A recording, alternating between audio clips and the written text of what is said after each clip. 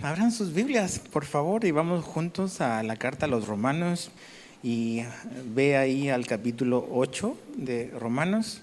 Y vamos a comenzar esta sección o este capítulo que de por sí pudiese ser sin problema una serie o una miniserie. Porque Pablo habla de algo tan importante, de que es la vida en el Espíritu. A veces hemos oído esa palabra, a lo mejor, o esa frase muchas veces, la vida en el Espíritu. Bueno, ¿qué significa eso? Espero y mi oración es que durante estas semanas, porque vamos a estar varios domingos solo en el capítulo 8, pueda ser algo que Dios pueda hablarte y pueda ayudarte en tu caminar diario con Jesús. Entonces, vamos a hacer algo que es, la Biblia originalmente no tenía divisiones de capítulos ni versículos. Entonces, para poder comprender un poco lo que vamos a ver esta tarde, me gustaría que leyésemos a partir del capítulo 7, así que ve ahí a Romanos 7, vamos a leer desde el verso 14 hasta el capítulo 8, verso 4. Entonces, hoy solo vamos a estudiar 4 versículos, pero para entender un poco del contexto y recordarlo, vamos a leer desde el 7:14 en adelante. Dice, porque sabemos que la ley es espiritual, pero yo soy carnal, vendido a la esclavitud del pecado. Porque lo que hago no lo entiendo, porque no practico lo que quiero hacer, sino lo que aborrezco, eso hago. Y si lo que no quiero hacer, eso hago, estoy de acuerdo con la ley, reconociendo que es buena. Así que ya no soy yo el que lo hace, sino el pecado que habita en mí. Porque yo sé que en mí, es decir, en mi carne, no habita nada bueno. Porque el querer está presente en mí, pero el hacer el bien no. Pues no hago el bien que deseo, sino el mal que no quiero, eso practico. Y si lo que no quiero hacer, eso hago, ya no soy yo el que lo hace, sino el pecado que habita en mí. Así que queriendo yo hacer el bien, hallo la ley de que el mal está presente en mí. Porque en el hombre interior me deleito con la ley de Dios. Pero veo otra ley en los miembros de mi cuerpo, que hace guerra contra la ley de mi mente y me hace prisionero de la ley del pecado que está en mis miembros. Miserable de mí, ¿quién me libertará de este cuerpo de muerte? Gracias a Dios por Jesucristo, Señor nuestro. Así que yo mismo, por un lado, con la mente sirvo a la ley de Dios, pero por el otro, con la carne, a la ley del pecado. Por tanto, ahora ya no hay condenación para los que están en Cristo Jesús, los que no andan conforme a la carne, sino conforme al Espíritu. Porque la ley del Espíritu de vida en Cristo Jesús te ha libertado de la ley del pecado y de la muerte. Pues lo que la ley no pudo hacer, ya que era débil por causa de la carne, Dios lo hizo, enviando a su propio Hijo en semejanza de carne de pecado, y como ofrenda por el pecado, condenó al pecado en la carne, para que el requisito de la ley se cumpliera en nosotros, que no andamos conforme a la carne, sino conforme al Espíritu. Entonces, Padre, danos ojos para ver, danos una mente y un corazón para entender, y danos la voluntad para obedecer lo que aquí tú nos hablarás. Ayúdanos, Señor, te lo pedimos en el nombre de Jesús. Amén. Ok, el capítulo 8 es de esos capítulos que estaba esperando que nos tocara. Toda la palabra de Dios es inspirada. Reconozco que a lo mejor no todas las partes de la Biblia son inspiradoras, aunque todas están inspiradas.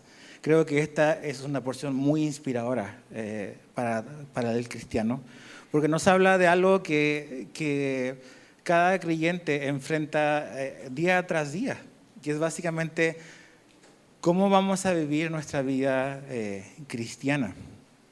Sabemos quién es Jesús, hemos creído en Él, hemos sido salvados, hemos sido perdonados, y ahora nos toca caminar con Cristo y nos toca vivir la vida cristiana. ¿Cómo lo hacemos? La semana pasada, y si no estuviste con nosotros, te recomiendo que puedas oír o ver el mensaje, porque Pablo básicamente nos mostraba su frustración al querer él básicamente agradar a Dios y toparse con lo que leímos, que es, a pesar de que Él sabe lo que es bueno y quiere hacer lo bueno, no siempre lo hace. Y esa es una lucha que todos tenemos, desde Pablo hasta nosotros. ¿Cómo le podemos hacer de que sabiendo lo que debemos de hacer y queriendo hacer lo bueno, a veces no lo podemos hacer? Gracias a Dios por Romanos 8. Y es lo que vamos a ver todas estas semanas. Pero en el verso 1, creo que es muy importante, ahí Pablo nos habla de un lugar en el cual debemos todos estar. Y él dice que no hay condenación a los que están en Cristo Jesús. Esta verdad es tan importante entender que nuestra relación con Dios, nuestra relación con Cristo, tiene estos dos factores o estas dos realidades. Primero, que la Biblia nos dice que Jesús está en nosotros. Cuando rendimos nuestra vida a Él, cuando nacimos de nuevo, Cristo vino a vivir a nuestra vida. Pablo le dice a los colosenses en Colosenses 1:27, dice, Cristo en ustedes, dice, la esperanza de gloria. El cristianismo es el único sistema de fe donde el Dios al que se adora viene a residir dentro del adorador. Y es Cristo en nosotros, Él viviendo dentro de nosotros. ¿Cómo lo hace? ¿Cómo sucede eso? Efesios 3:17 dice, Cristo habite por la fe en sus corazones. Entonces, mediante la fe es que Cristo viene a residir a nuestra vida. Ahora, podemos ir un poco más allá. ¿Cómo lo hace? Sí, es por medio de la fe. Pero la Biblia nos dice que Cristo vive en la vida de cada creyente a través de su Espíritu, a través del Espíritu de Cristo. Si ves ahí en el mismo capítulo 8, verlo en tu Biblia, y baja hasta el verso 9, no es algo que vamos a estudiar hoy, pero quiero mostrarte esto. Dice el verso 9, sin embargo, ustedes no están en la carne, sino en el Espíritu, si en verdad el Espíritu de Dios habita en ustedes. Pero si alguien no tiene el Espíritu de Cristo, el tal no es de él. Entonces Pablo está equiparando y igualando al Espíritu de Dios con el Espíritu de Cristo. O sea, el Espíritu Santo también se le llama como el Espíritu de Cristo. Entonces, ¿cómo habita Jesús en la vida de sus hijos? A través de su Espíritu, a través del Espíritu Santo, Él vive en nosotros. Pero también, no solamente la Biblia nos enseña que Cristo vive en nosotros, sino aquí nos dice que nosotros también estamos en Él. No solamente Él en nosotros, sino nosotros también en Él. Y eso ocurre por medio de la fe. Estamos unidos, estamos vinculados a Cristo. 2 Corintios 5:17 dice, de modo que si alguno está en Cristo, nueva criatura es. Entonces hay esta profunda unión entre Cristo y su gente. Nosotros en Él y Él en nosotros en la vida de cada uno. Ahora, el estar en Él y Él en nosotros trae beneficios y trae buenas cosas para los que están en esa posición. Y es la no condenación. El versículo 1 de Romanos 8 es un versículo muy importante, porque precisamente nos habla de que esta unión con Cristo y su presencia en nuestra vida es la que nos garantiza que no estamos bajo ninguna condenación. Ninguna. Entonces, ¿qué es lo que el Evangelio nos enseña y nos muestra la Biblia? Es que Jesús murió por nuestros pecados. Jesús pagó nuestra deuda, Jesús nos salvó. Eso es una realidad. Ya no estamos bajo la condenación de Dios. ¿Se acuerdan los primeros 3 capítulos de Romanos? Pablo hablaba de que el hombre está bajo la ira de Dios porque básicamente violamos su ley. Pero al venir a la fe en Cristo ya no estamos bajo esa condenación, sino que hemos venido y hemos pasado de muerte a vida. Mira lo que Jesús dijo, las palabras de Cristo en Juan 5:24. En verdad les digo, el que oye mi palabra y cree al que me envió, dice, tiene vida eterna y no viene a condenación, sino ha pasado de muerte a vida. Entonces, legalmente, por decirlo de alguna manera, ante el Padre, ante Dios Padre, al estar en Jesús, tú y yo no somos ya más culpables y por lo tanto ya no somos condenables. Nadie nos puede condenar. ¿Por qué? Porque estamos en ese lugar seguro. ¿no? ¿Te acuerdas cuando niños, cuando jugabas, no me acuerdo el nombre de este juego, pero hacías cosas y tenías que venir a tu zona de seguridad? Ok, ese es el lugar donde estamos ahora. Estamos seguros ahí. Ningún otro lugar es tu zona segura, ¿ok? Es solo Jesús. Ese es el lugar donde estamos bajo no condenación. Ahora, ¿por qué esto es importante? Y quiero como que un poco aplicarlo a nuestra realidad, porque por ya cierto tiempo, sobre todo en las iglesias en Latinoamérica, esta idea como que agarró como que tracción en que a pesar de ser cristiano, tú puedes estar a lo mejor bajo algún tipo de maldición. ¿Por qué? No por lo que hiciste tú, sino por lo que hicieron tus padres o lo que hicieron tus abuelos o quién sabe cuántas generaciones detrás. Entonces te hablan de estas generaciones o maldiciones generacionales. Pero este versículo como que destruye esa mala doctrina. Ya ahora en Cristo no estamos bajo ningún tipo de condenación. No hay nada de lo cual debamos de preocuparnos, ni siquiera de algo que hicimos nosotros o que hicieron nuestros antepasados. En Cristo no estamos bajo condenación. Es una verdad real, es un término legal y ese es nuestro estatus delante de Dios. Ahora, ¿por qué también esto es importante? Porque también tú y yo tenemos un adversario y ese adversario la Biblia lo llama Satanás, el diablo. Y esa criatura, ese personaje, es conocido en la Biblia como el acusador de los hermanos. Así lo relata Apocalipsis, es el acusador de los hermanos. Y lo vemos en el libro de Job, que vamos a estudiar en los próximos meses, cómo él va ante la presencia de Dios y acusa a Job ante Dios. Porque eso es lo que Satanás hace. Satanás conoce la vida, conoce nuestra vida, no es Dios, no está en todas partes al mismo tiempo, no es omnisciente, no es omnipresente, no conoce mi corazón, mis emociones, no ve. Pero él conoce mi historial y sabe lo que yo hago y lo que tú has hecho. Y él usará nuestro pasado y usará nuestra vida y nuestros tropezones para buscar condenarnos. Ahora, necesitamos un súper buen abogado.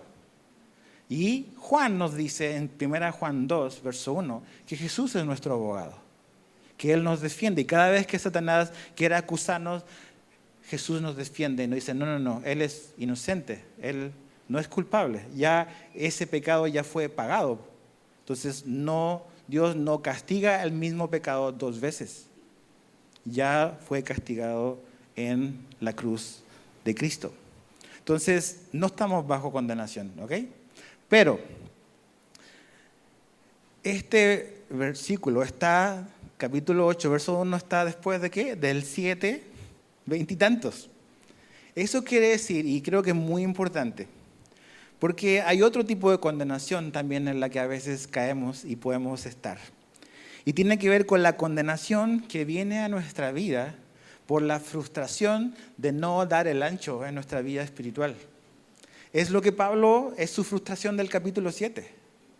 Pablo termina diciendo, lo que yo hago no es lo que quiero hacer y lo que quiero hacer no lo hago y me encuentro en esta lucha de saber lo que es bueno, pero no tener el poder para hacerlo. Entonces, los cristianos pecan, ¿ok? Pecamos. Entonces, ese pecado y esos tropezones en nuestra vida, ¿qué es lo que van a traer? Van a traer condenación a nuestra vida. Nosotros mismos nos vamos a condenar a veces. Satanás nos va a querer condenar. Otros nos van a querer condenar. Y es en ese contexto que está este versículo de que no hay condenación. No en un contexto de salvación, sino en un contexto de santificación. O sea, como cristianos vamos a pecar, pero tenemos que recordar que aún y pesar que hemos pecado o pecaremos, ya no estamos bajo ningún tipo de condenación. Y eso nos da libertad para poder amar y conocer y servir a nuestro Dios, porque Jesús pagó por nuestros pecados del pasado, presente y también los futuros que puedan venir. Esto no es como una carta y una licencia para pecar abiertamente, porque ya Pablo nos dijo en capítulo 6 que el cristiano ha muerto al pecado. Pero cuando pequemos, cuando eso ocurra, debemos de recordar que no estamos bajo condenación. Entonces, en mi intento de querer agradar a Dios, como Pablo estaba en el capítulo 7, y en su frustración de a veces fallar, a veces pecar, eso tampoco debe de condenarnos. Nuestros intentos fallidos de cuando no hacemos lo que Dios quiere que hagamos, como estaba Pablo. No estamos bajo ese tipo de condenación. Entonces, ¿qué tenemos que hacer? Lo que Pablo nos mostró en el capítulo anterior, que debemos de renunciar y dejar todo intento de querer buscar la transformación de nuestra vida siguiendo y obedeciendo una ley en particular. No se va a lograr el cambio en nuestra vida simplemente por seguir una ley o por nuestra autodeterminación. No funciona así. Entonces, no estamos bajo condenación. Ahora, ¿cuál es la esperanza que tenemos como cristianos? No solamente que Cristo nos salvó y nos redimió y nos hizo sus hijos, sino que también Dios nos ha enviado a su Espíritu. Si tú vuelves a leer con detención el capítulo 7, te vas a dar cuenta que el énfasis y una palabra que se repite mucho ahí es ley, ley, ley, ley, ley. Y mucho yo, como un énfasis en sí mismo y un énfasis en una ley. El capítulo 8 es muy diferente. La palabra que más se repite es Espíritu y está hablando del Espíritu Santo. 18 veces aparece. Entonces ya no se trata de mí, no se trata de una ley, se trata del Espíritu Santo en mi vida y en la vida de cada cristiano. Entonces, no estamos bajo ningún tipo de condenación y no debemos de vivir bajo condenación, aún siendo cristianos, habiendo pecado. Necesitamos arrepentirnos, pedir perdón y buscar la ayuda y el poder de Dios para vivir la vida cristiana. Ahora, el verso 1, la segunda parte del verso 1, dice algo muy interesante. Dice, los que no andan conforme a la carne, sino conforme al Espíritu. Entonces, como cristianos, somos personas de la verdad. Y eso significa que hay cosas que debemos de estar preparados para hablar. Y una de las cosas, dependiendo de la versión de la Biblia que uses, si uses la Biblia que yo uso, que es la Nueva Biblia de las Américas, o la Reina Valera, por ejemplo, dice lo que acabo de leer, dice, los que no andan conforme a la carne, sino conforme al Espíritu, el verso 1. Ahora, si tú usas una nueva versión internacional o una NTV, esa segunda parte no va a aparecer. No aparece en esas versiones. Y no dices, estas Biblias son heréticas. No se trata de eso. ¿Por qué te lo quiero explicar? Porque en los manuscritos más antiguos, a veces algunas Biblias te lo ponen abajo. Esa segunda parte del verso 1 no aparece en los manuscritos mayoritarios y más antiguos. Entonces, ¿qué es lo que probablemente pasó? Es que el copista, la persona que estaba transcribiendo el capítulo 8, por decirlo, quiso agregar un comentario sobre lo que está escrito. Y no es una herejía, no está inventando algo que Pablo no dijo. De hecho, no andar conforme a la carne, sino conforme al Espíritu, está en el verso 4. Entonces, nada más es como una clarificación y lo pone ahí, porque ¿qué es lo que a veces pasa? Como él lo ha dicho antes. A veces cuando se habla de lo que Dios ha hecho por nosotros y de la gracia de Dios, algunos se ponen temerosos. Porque dicen, no, eso es demasiado amor, demasiado favor. La gente se puede aprovechar de eso y puede malinterpretarlo. Entonces, ¿por qué esto es importante? Porque pudiese en la mente de algunos llegar a pensar así. Ok, ¿quiénes son los que no están bajo condenación? Los que no andan conforme a la carne, sino conforme al Espíritu. Y eso no es lo que el texto está diciendo. Los que no están bajo ningún tipo de condenación son los que están en Cristo. Esa es la verdad. Claro, al estar en Cristo, Dios me va a capacitar para no andar en la carne, pero no es el requisito para no estar bajo condenación. No sé si me expliqué o me hice bolas, pero esa es la razón por la cual cada cristiano no está bajo condenación. No es porque ha sido fiel en vivir su vida cristiana, sino es porque está unido y está en Cristo Jesús. Esa es la verdad del verso 1. ¿Okay? Ahora, el verso 2 nos habla de dos leyes que operaban y operan en la vida de un hombre. Habla primero de la ley del Espíritu, de vida en Cristo Jesús, y después habla al final de esta ley del pecado y de la muerte. No voy a comentar mucho del Espíritu porque voy a cerrar con eso, pero habla de la ley del pecado y la muerte. ¿De qué ley está hablando Pablo acá? Bueno, de la ley que él describió en el capítulo anterior. El capítulo 7, la segunda parte del capítulo 7, Pablo describió, y una manera en la que él habla sobre la ley de Moisés habla como una ley de pecado y de muerte. Mira, retrocede al capítulo 7, solo vamos a leer unos versículos, del verso 9 al 11, como para que podamos entender, podamos interpretar esto que Pablo está diciendo. Romanos 7, verso 9 dice: en un tiempo yo vivía sin la ley, pero al venir el mandamiento, el pecado revivió y yo morí. Dice, y este mandamiento que era para vida, a mí me resultó para muerte. Porque el pecado, aprovechándose del mandamiento, me engañó y por medio de él me mató. Entonces ahí está claramente, está hablando de la ley de Moisés y está haciendo esta unión entre mandamiento y muerte, pecado y muerte. Entonces Pablo está describiendo que esta ley, que es la ley de Moisés, es básicamente una ley la cual antes estábamos bajo su jurisdicción, aunque no supiéramos. Estábamos bajo la ley de Dios que Dios le dio a Moisés. Y lo que hacía la ley de Moisés, como vimos la semana pasada, básicamente era revelarnos nuestro pecado y condenarnos.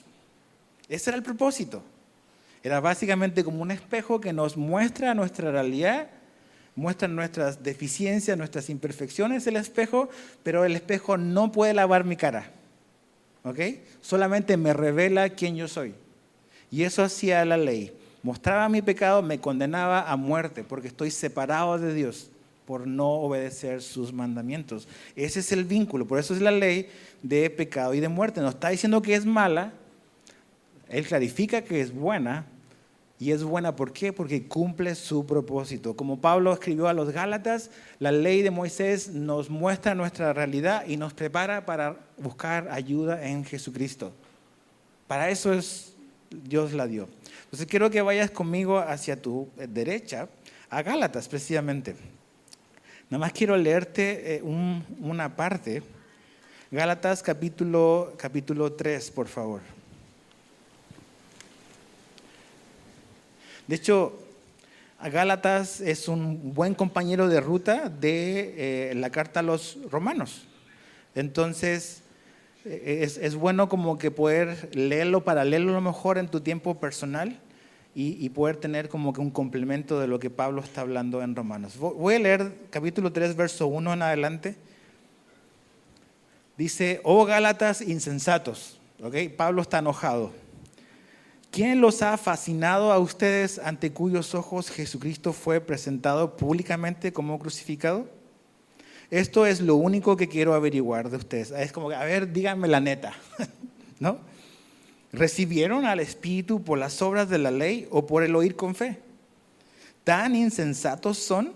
Habiendo comenzado por el Espíritu, ¿van a terminar ahora por la carne? ¿Han padecido tantas cosas en vano? Si es que en realidad fue en vano. Aquel pues que les suministra el Espíritu y hace milagros entre ustedes, ¿lo hace por las obras de la ley o por el oír con fe? Así Abraham creyó a Dios y le fue contado como justicia. Pablo está indignado, está muy enojado porque se dio cuenta que la iglesia de los Gálatas estaba retrocediendo. Estaba volviendo al judaísmo para relacionarse con Dios. Entonces ellos habían creído en Cristo y en Cristo como la única manera para obtener la salvación. Ese es el evangelio. Pero ahora ellos estaban siendo engañados por estos judaizantes que le estaban haciendo creer de que para agradar a Dios era, a lo mejor importante creer en Jesús, pero que también tenían que guardar las obras de la ley. Tenían que cumplir con ciertos requisitos de ciertos días, con ciertas ceremonias, con ciertos rituales, porque si no hacían eso, básicamente Jesús no es suficiente. Entonces Pablo, al enterarse de eso, está indignado y le escribe una carta donde realmente es muy, muy fuerte. ¿Por qué? Porque ellos habían mal entendido cuál era el propósito de la ley de Moisés. La ley de Moisés no fue dada para transformarnos, para cambiarnos, fue dada para revelar nuestra condición, revelar que Dios es santo y que nosotros no lo somos. Es simplemente muestra, nos condena y nos apunta a dónde está la salvación y la dirección, que es Jesucristo. Entonces, la ley es buena y no tenemos que caer en la tentación de decir, la ley de Moisés es mala, porque no es, porque cumple su propósito. No me gusta el espejo porque me muestra mis arrugas. Sería absurdo. El problema no es el espejo, soy yo, estoy viejo. Entonces, el problema no es la ley cumple su propósito, que es mostrar mi realidad. Entonces, es buena. La ley de Dios también, Dios nos mostraba cómo era su carácter, que es un Dios santo, nos muestra lo que Dios pide. Pero algo muy importante, volviendo a Romanos 8, es que Pablo nos dice que la ley es débil. Y el culpable es nuestra carne, no es la ley que esté mala, es nosotros somos débiles. No tiene el poder para ayudarnos a hacer lo que Dios pide. La ley te dice, Dios pide esto, pero no te da el poder para hacer lo que Dios te pide. Simplemente te muestra lo que Dios pide. Nos muestra el estándar de Dios, pero no nos da el poder para llegar al estándar de Dios. Entonces, todo este movimiento que ya andaba persiguiendo Pablo de los judaizantes, sigue existiendo, está vivo y coleando hoy en día. De gente que piensa que puede compatibilizar, poner su fe en Jesús, conseguir ciertas tradiciones del Antiguo Testamento, como una manera de poder obtener el favor de Dios. Y cuando Pablo dice, si tú a Jesús le agregas algo extra, necesario, ese es un falso evangelio. No es el evangelio de verdad. No te va a salvar. Entonces, ¿cómo podemos vencer el pecado? Ok, ya vemos que la ley de Moisés no nos da el poder para vencer el pecado. ¿Cómo el pecado es vencido? Y la respuesta está en Romanos 8, versos 3 y 4. Dice, pues lo que la ley no puede hacer, ya que era débil por causa de la carne, Dios lo hizo. Entonces, ¿cómo venció Dios al pecado? ¿O cómo se vence al pecado? Dios lo tuvo que hacer. Dios lo hizo. ¿Y cómo lo hizo? Lo hizo enviando a su Hijo Jesucristo. La única manera de vencer al pecado es Dios tuvo que enviar a su Hijo Jesucristo. Quiero leerte los versos 3 y 4 en una versión, en una paráfrasis más moderna, mejor para complementar un poco la idea y que nos dé más claridad. J.B. Phillips lo escribe así. Dice, la ley nunca logró producir justicia. El fracaso siempre fue la debilidad de la naturaleza humana. Pero Dios resolvió esto al enviar a su propio Hijo Jesucristo para vivir en esa naturaleza humana que causa el problema. Y mientras Cristo tomaba sobre sí los pecados de los hombres, Dios condenó esa naturaleza pecaminosa.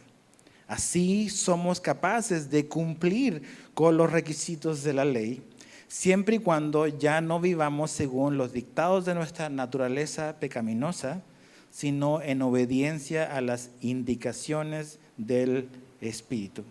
Entonces, básicamente es cómo Dios derrotó al pecado, Jesús tuvo que venir. Porque ningún hombre tenía la capacidad de poder cumplir a la perfección lo que la ley de Dios demandaba. Nadie, solo una persona, Jesús, fue capaz. De hecho, Pablo ya nos dio esa conclusión. En Romanos 3:20, al terminar esa sección de condenación, Pablo puso así, porque por las obras de la ley, algunos seres humanos, ningún ser humano será justificado delante de él. No hay ninguna esperanza de que ningún hombre que haya existido aparte de Cristo pueda existir, pueda cumplir perfectamente la ley de Dios, la ley de Moisés, que Dios le dio a Moisés. Entonces, ¿qué tuvo que hacer Dios? Tuvo que mandar a Cristo. Porque como dijimos, la ley tiene requisitos y es lo que Pablo dice. Hay requisitos, o sea, Dios pone requisitos. Yo soy así y yo espero esto. Pero la ley no tenía el poder para dar el poder. Entonces Jesús tuvo que venir y Jesús cumplió la ley.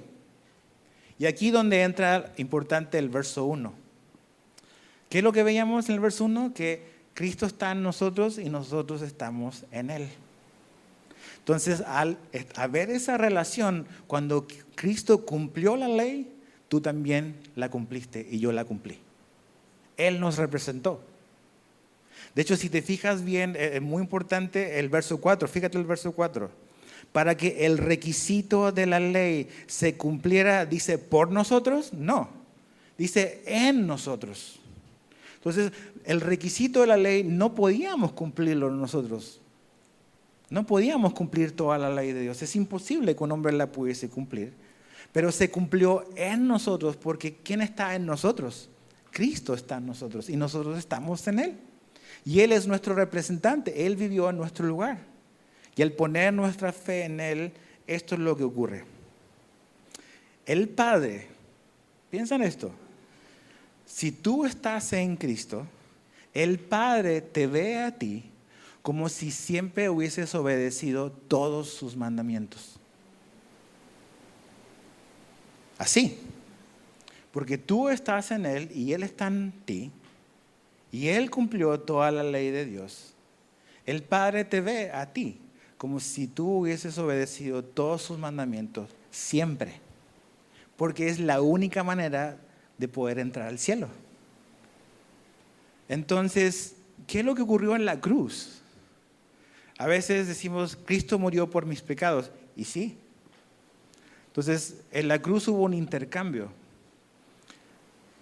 Nosotros le transferimos, o Jesús llevó mis pecados en la cruz para morir y pagar esa deuda.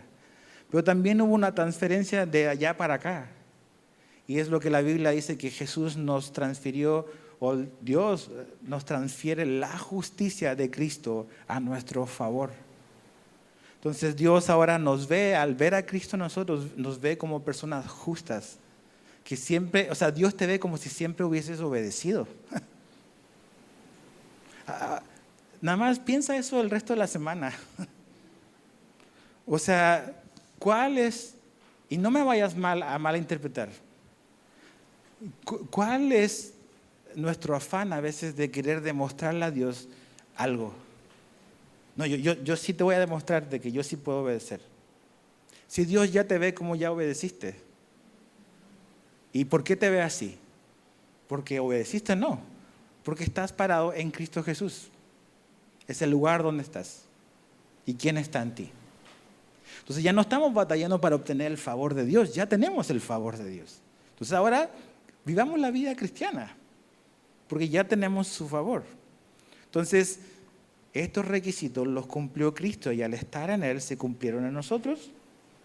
Y el Padre me ve como si siempre hubiese obedecido. Ahora, esta ley que dice ahí en el versículo 2, la ley del Espíritu, que tiene que ver con lo que dice al final del verso 4, dice que no andamos conforme a la carne, sino conforme al Espíritu, es lo que quiero tratar de explicar en 17 minutos. El andar conforme al Espíritu es la clave para poder vivir la vida cristiana exitosa. Y me refiero a exitosa no que vas a ser rico y famoso, ¿ok? Tengo que clarificar las palabras porque hoy en día exitosa es obedeciendo a Dios, viviendo una vida que honra a Dios. Entonces, Pablo ya nos mostró en el capítulo anterior que la santidad o crecer en santificación es imposible tratando de guardar la ley de Moisés. Porque la ley de Moisés no produce santidad en mí. Nada más trae culpabilidad y condenación. Entonces Pablo decía, lo que yo quiero hacer no lo hago, y todo su conflicto, toda su realidad. Entonces, la santidad en nosotros no se logra ni por seguir la ley de Moisés, ni por nuestro esfuerzo personal. Esa es toda la idea de Romanos 7. No se puede. ¿Cómo se puede entonces? Se puede porque es una obra del Espíritu Santo en la vida de cada creyente. Es una obra de su Espíritu. Entonces, pensemos en esto. Algo que decía a los que vinieron a las 10 de la mañana. Si la ley de Moisés, que fue dada por Dios, fue dada y no tenía el poder por nuestra debilidad de cambiarnos, ¿qué nos hace creer que un programa humano te va a llevar a cambiar de verdad? O sea, dices, ¿de verdad? Si la ley de Dios que Él inspiró no tenía el poder para cambiarnos, ¿por qué un programa humano te va a cambiar de verdad? A veces el hombre es buenazo para crear programas y planes y estrategias y si sigo este plan, si sigo estos pasos, mi vida va a cambiar. Hay cosas que sí nos pueden ayudar.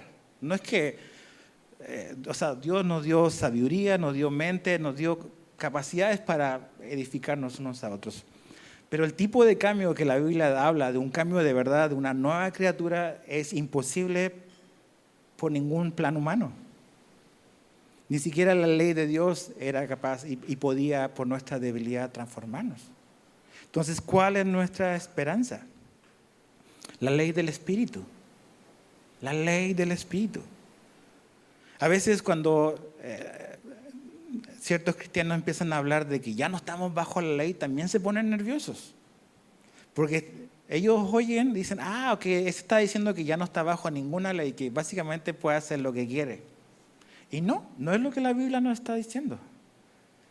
Pablo nos decía en el capítulo 7, los primeros versículos, que esta ilustración, ¿se acuerdan del matrimonio de esta mujer?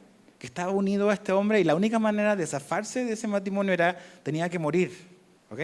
Y Pablo nos dijo, nosotros morimos a la ley. Ya no estamos bajo la jurisdicción de la ley de Moisés, pero no para quedarnos solos, sino ahora pasamos a la ley del Espíritu. Y la ley del Espíritu es la que guía nuestra vida y la que le da un marco a nuestra vida como cristianos. La ley de Moisés, básicamente, si tú la ves, empiezas a darte cuenta que hay un fuerte énfasis en las acciones. Lees los mandamientos y no todos, pero la gran mayoría tiene que ver con acciones que no debemos de hacer. Habla del adulterio, habla de matar, etc.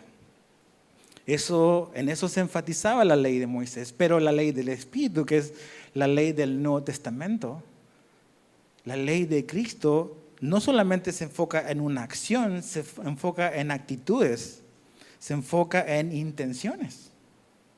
Jesús no habló únicamente del adulterio, que lo condenó. Habló de tener cuidado con la lujuria. O sea, va un paso antes todavía y más profundo. La ley decía, no adulterio, Jesús dijo, no mires.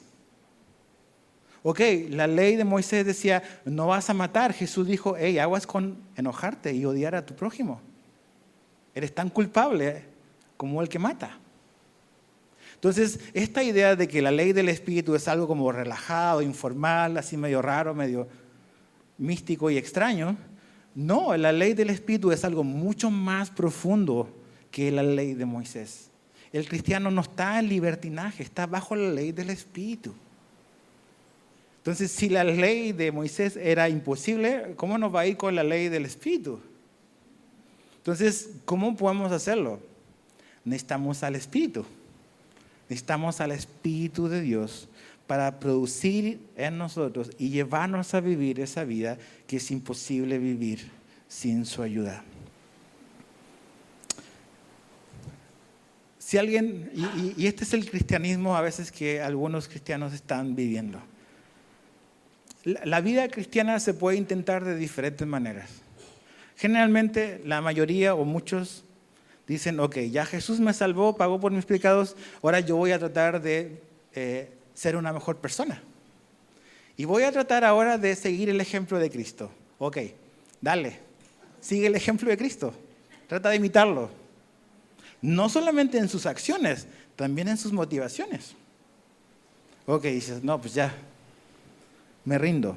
Exactamente, la vida cristiana es imposible sin la ayuda del Espíritu Santo. Para poder vivir y poder imitar a Cristo, necesitamos al mismo Espíritu de Cristo viviendo en nosotros. Es la única esperanza que tenemos.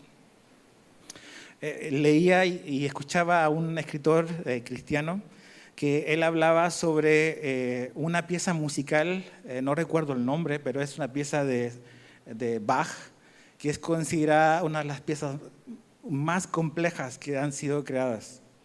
Y él hacía este ejemplo, este ejercicio de que ponía la pieza original interpretada por una orquesta muy reconocida y después él trataba de imitar esa pieza, él tocando el cello. Ya te imaginas un desastre. O sea, nada parecido a la pieza que él quiere imitar a ser tocada como se debe. Entonces, hablamos como si lo conociera, ¿verdad? Yo en mi mente como que estoy hablando con él. Él decía de que básicamente cuando tratamos de imitar, a veces somos muy malos imitadores. O sea, la gente dice, los cristianos son así, entonces así es el cristianismo. Es que a veces no somos muy buenas copias. Pero el asunto es esto, como que aterrizándolo a lo que Romanos 8 nos está diciendo. El cristianismo es la única, entre comillas, religión. No me gusta usar mucho esa palabra, pero la voy a usar en este. Es la única, entre comillas, religión donde el Dios al que se adora es el mismo Dios que viene a la vida del adorador para ayudarlo a vivir la vida que Dios pide.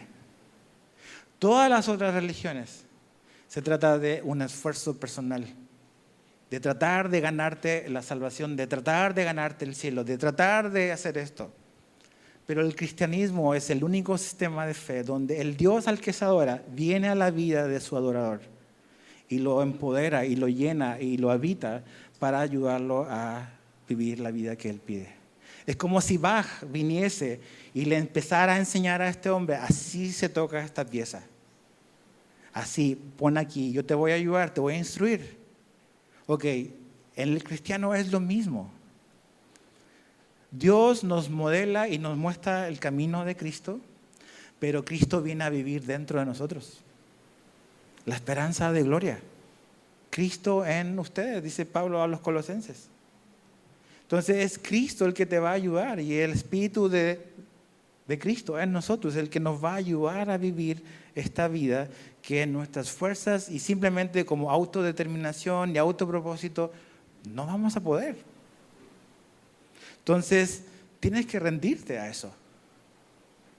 Hay mucha gente tratando de intentar demostrarle algo a Dios. Vas a terminar frustrado. Porque no puedes obedecer a Dios si Dios no te ayuda en eso. Como Pablo, a veces sí obedezco, pero no siempre obedezco. Y se siente miserable por eso. ¿Cómo puedo obedecer más? Necesito más de Dios en mi vida, más de su Espíritu en mi vida. Entonces, el Espíritu Santo, y con esto voy a cerrar, el Espíritu Santo es imprescindible en la vida de cada cristiano. Y aquí siempre hay como que extremos y queremos siempre como que tener un balance y un equilibrio en esto. Pero es muy, muy claro que la Biblia nos dice que la vida cristiana es imposible sin el Espíritu de Cristo. Y hay todas estas ideas bastante extrañas, algunas sobre cómo y qué es lo que hace el Espíritu Santo, pero la Biblia nos dice que es el ayudador que Dios envió para estar a nuestro lado, para ayudarte a ti y a mí a vivir la vida cristiana. No es una fuerza extraña, no es algo místico como algo abstracto, es una persona. La Biblia nos da ciertas características que tiene el Espíritu Santo que nos muestra su personalidad. Por ejemplo, la Biblia nos dice que el Espíritu Santo tiene conocimiento. 1 Corintios 2, 10 al 11 dice, pero Dios nos las reveló por medio del Espíritu, porque el Espíritu todo lo escudriña, aún las profundidades de Dios. Porque entre los hombres, ¿quién conoce los pensamientos de un hombre, sino el Espíritu del hombre que está en él? Asimismo, nadie conoce los pensamientos de Dios, sino el Espíritu de Dios. Ahí vemos rasgos de personalidad. El Espíritu Santo tiene conocimiento, no es una fuerza, es una persona. El Espíritu Santo también tiene voluntad. 1 Corintios 12:11. Pero todas estas cosas las hace uno y el mismo Espíritu, distribuyendo individualmente a cada uno según la voluntad de Él. Tiene voluntad. Tercero, el Espíritu Santo tiene amor. Romanos 15:30. Os ruego, hermanos, por nuestro Señor Jesucristo y por el amor del Espíritu. El Espíritu Santo ama. Es una persona. El Espíritu Santo también puede ser entristecido. Siente tristeza. Efesios 4:30. No entristezcáis al Espíritu Santo de Dios, por el cual fuisteis sellados para el día de la redención. Entonces, todas estas cosas, como muchas otras, nos muestran que el Espíritu Santo no es una fuerza abstracta, es una persona. Nosotros pensamos que una persona tiene que ser algo físico, pero vemos que la personalidad no implica únicamente algo físico. Hay rasgos de personalidad como estas que hacen a algo, no algo, sino a alguien. Y eso es el Espíritu Santo. El Espíritu Santo es nuestro ayudador. Jesús en Juan 14:16-18 dice: yo rogaré al Padre y Él os dará otro consolador para que esté con vosotros para siempre. Es decir, el Espíritu de verdad, a quien el mundo no puede recibir, porque ni le ve ni le conoce, pero vosotros sí le conocéis, porque mora con vosotros y estará en vosotros. No os dejaré huérfanos, vendré a vosotros.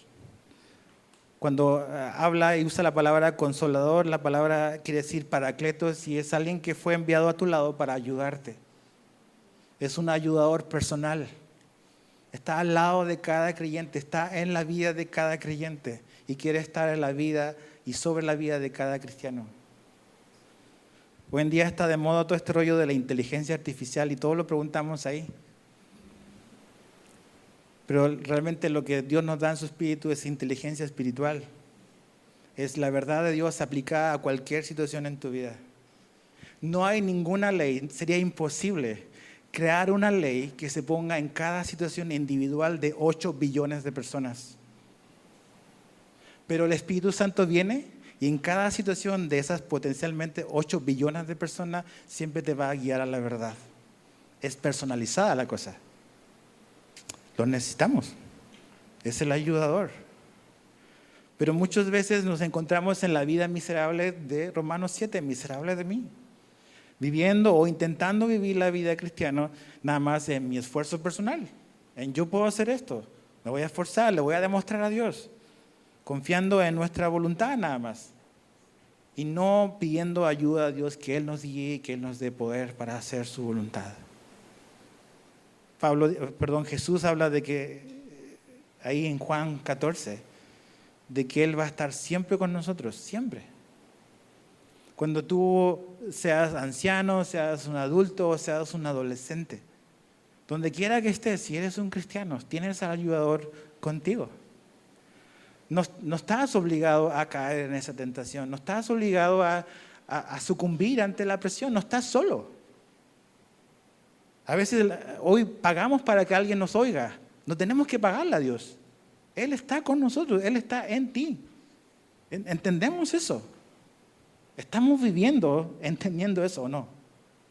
Él está con nosotros y Él nos va a dar un poder sobrenatural para poder ser fiel a Él y poder hacer lo que Él nos pide. Si no tenemos ese poder, no lo vas a hacer, no lo voy a lograr. Necesitamos de su poder. Él nos empodera, y esa palabra está muy sucia y muy manoseada hoy. Pero Él nos empodera, nos da de verdad poder para ser sus testigos. Hechos 1:8, pero recibirán poder cuando el Espíritu Santo venga sobre ustedes.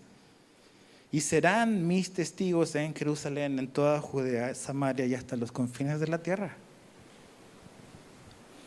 Ok, Cancún es un lugar muy lejano a Jerusalén. Estamos en los confines de la tierra a lo mejor. Esta promesa es para ti. El Espíritu Santo vino para estar a tu lado, para ayudarte a poder ser un fiel testigo de Cristo. Tengas 14 años, tengas 30, tengas 80, tengas 90. Jesús dijo en Lucas 11:13, Pero si ustedes siendo malos saben dar buenas dádivas a sus hijos, ¿cuánto más su Padre Celestial dará al Espíritu Santo? Y termina ahí el versículo, no. A los que se lo pidan, Pablo dice a los Efesios, en Efesios 5:18, que no nos debemos de embriagar con vino, en lo cual hay disolución, sino que debemos de ser llenos del Espíritu. Es algo que debemos de procurar. Entonces, mi pregunta para ti, para cerrar, es ¿cómo has estado viviendo o intentando vivir tu vida cristiana? Por eso mucha gente como que dice, ya me cansé del cristianismo, porque a lo mejor desde el púlpito lo que hemos hecho énfasis es, debes de hacer esto. Y no hemos dado la otra parte, que es, debes de hacer esto, y esta es la vida que Dios tiene para ti, pero también está Dios para ayudarte a hacer eso. Porque si no descansas del ayudador, Pablo Romanos 7, miserable de mí.